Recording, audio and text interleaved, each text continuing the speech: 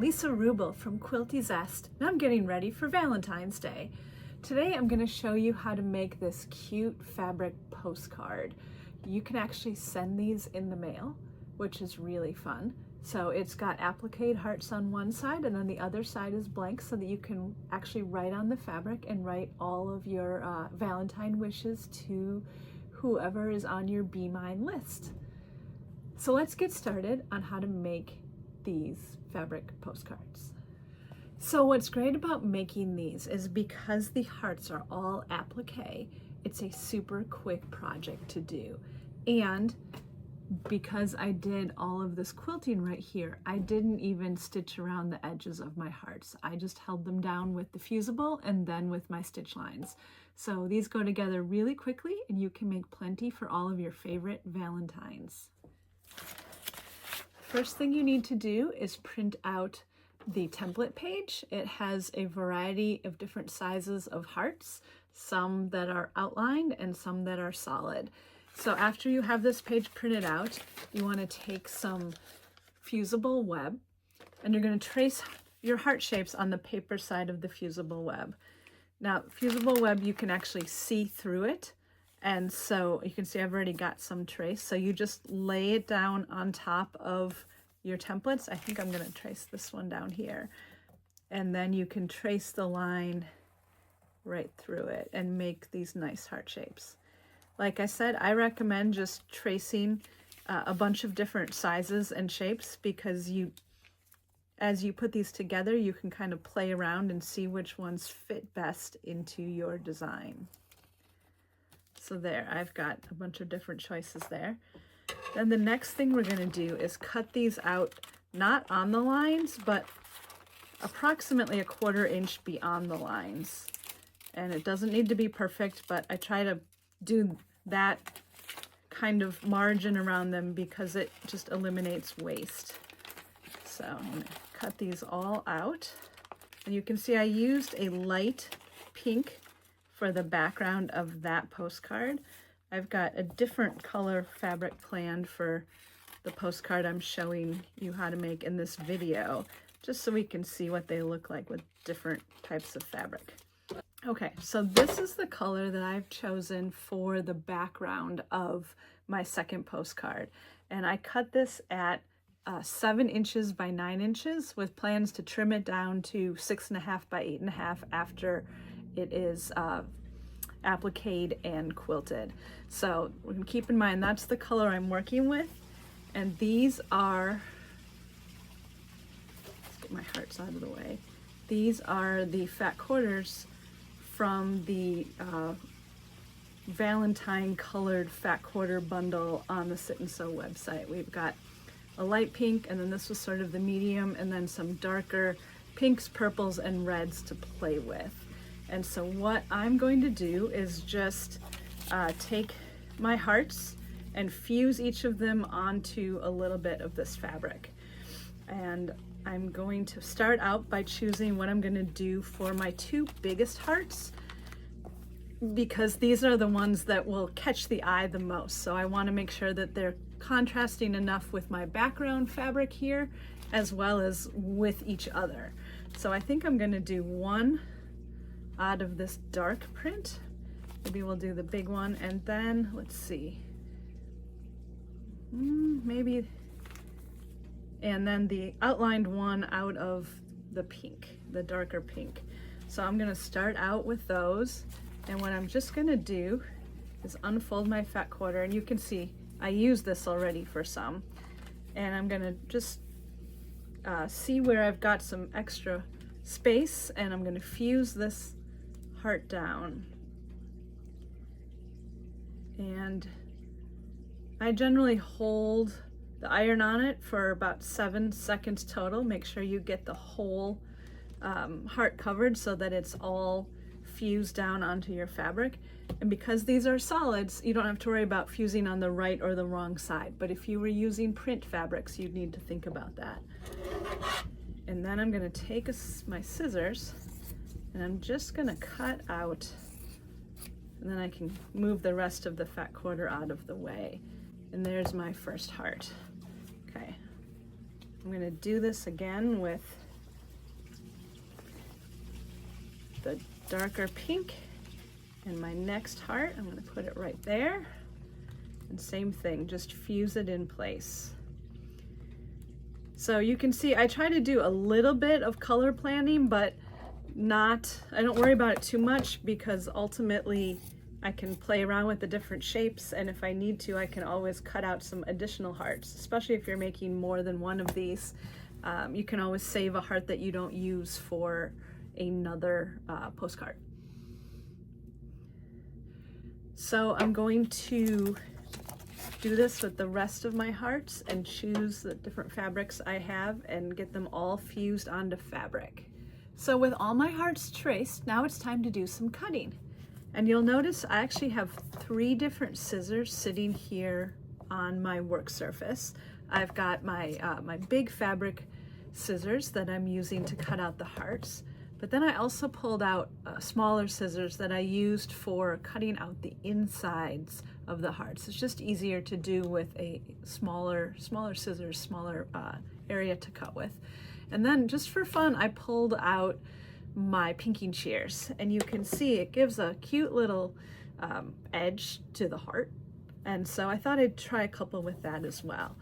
So my recommendation for you for cutting for applique is, before you do the cutting, just pull up just a tiny bit on the paper on your Fusible, and that way you won't have to try to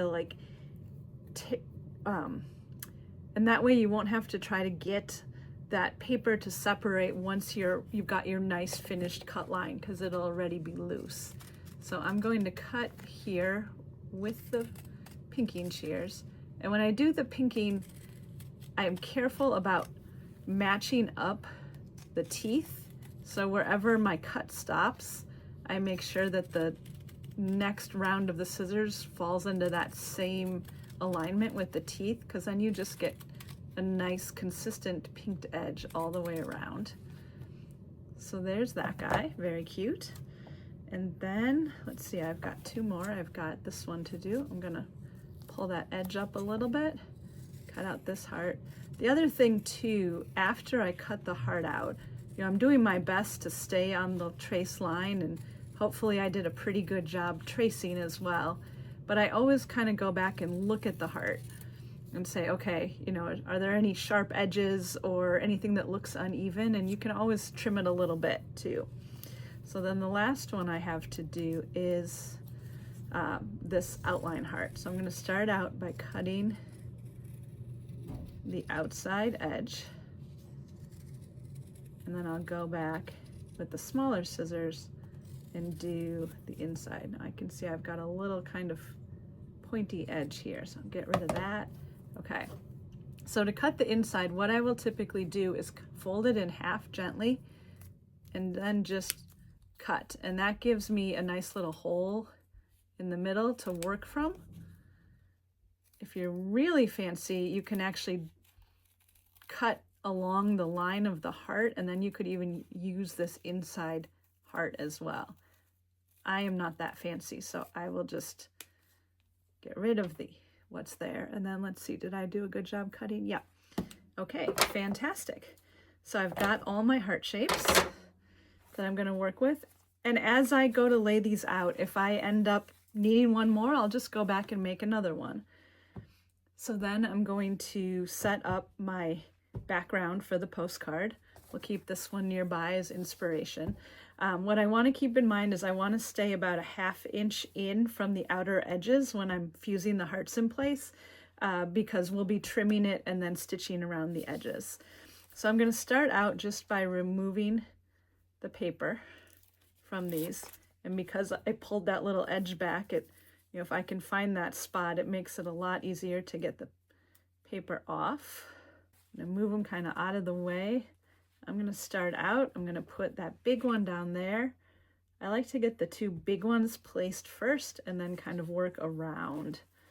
So let's see, we've got dark over here, so maybe we'll put dark over there. And I also like overlapping them. I think that's a nice look. Put this one here maybe, there. Then I've got 2 red, well,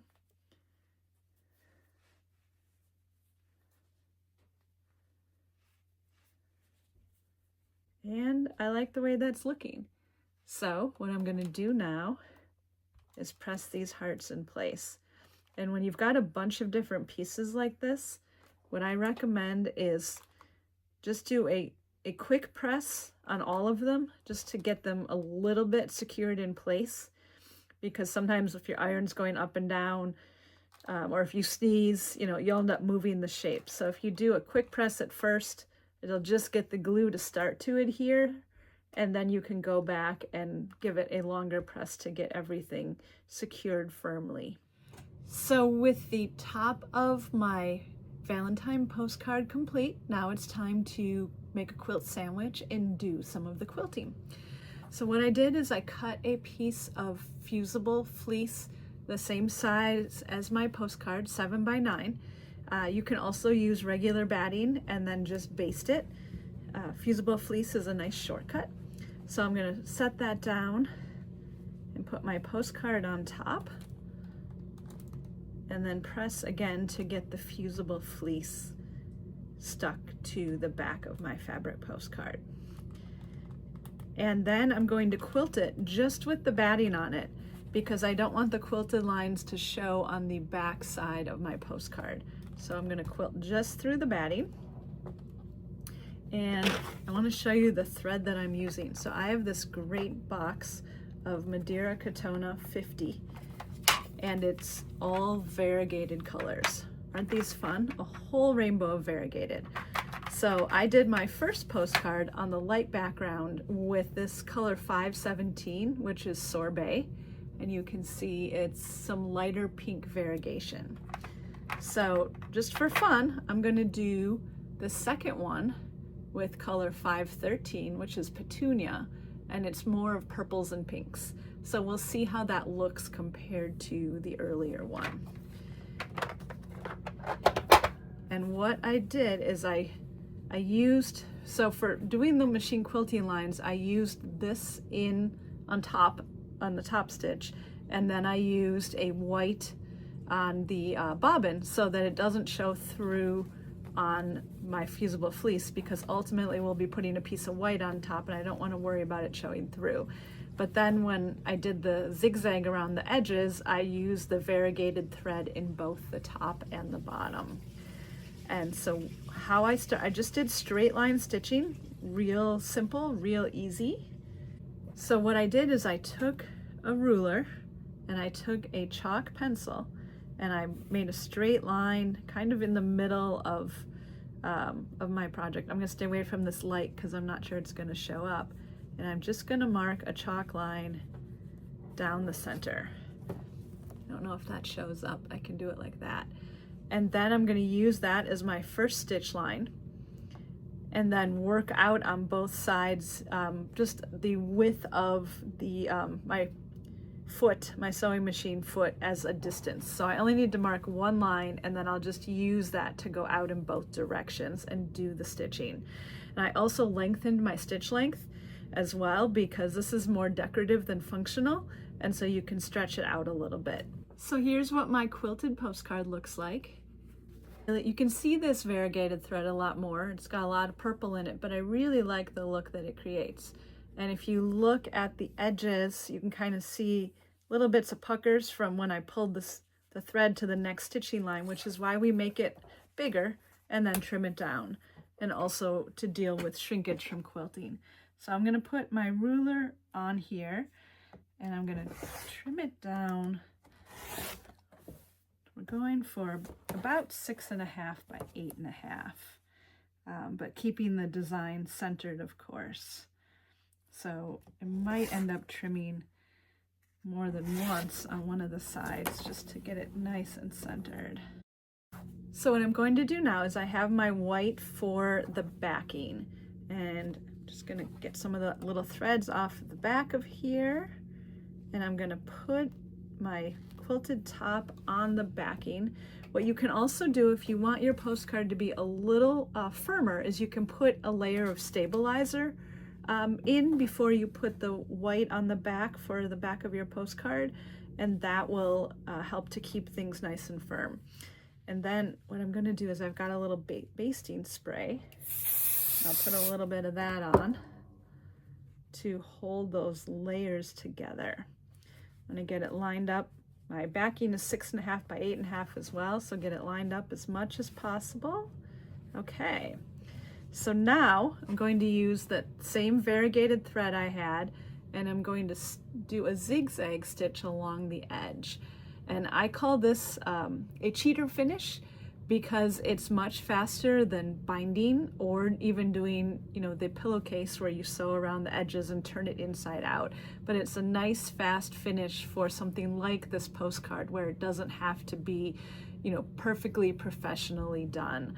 And so what I do before I start doing this is I will test the length and the width of my, I should say the width of my zigzag, but also the denseness of it to make sure, because I want it to be, if you look closely at this, you can see it's fairly close together and it's not too big, but you're essentially using it almost like a serger.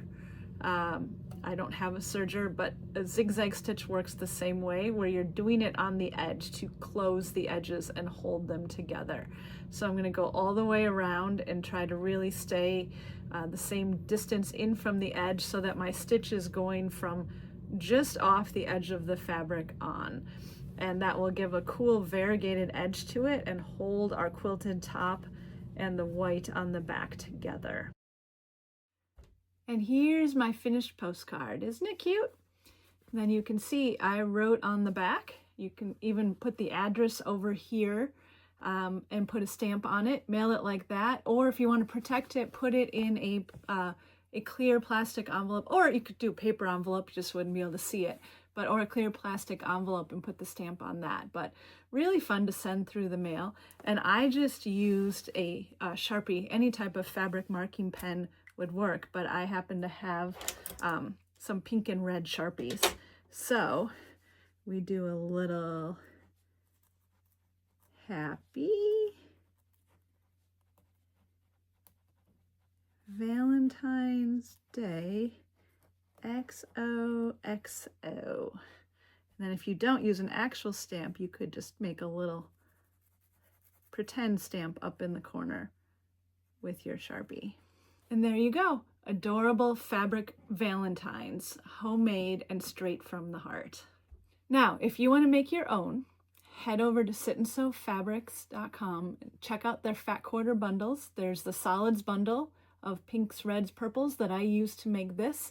And then there's also a couple fun print red and pink bundles that you could use if you want to add a little more than solids to yours. So check those out, get them ordered, and then you can get your Valentine postcards made and sent before February 14th. Thanks for joining me today for this Valentine tutorial.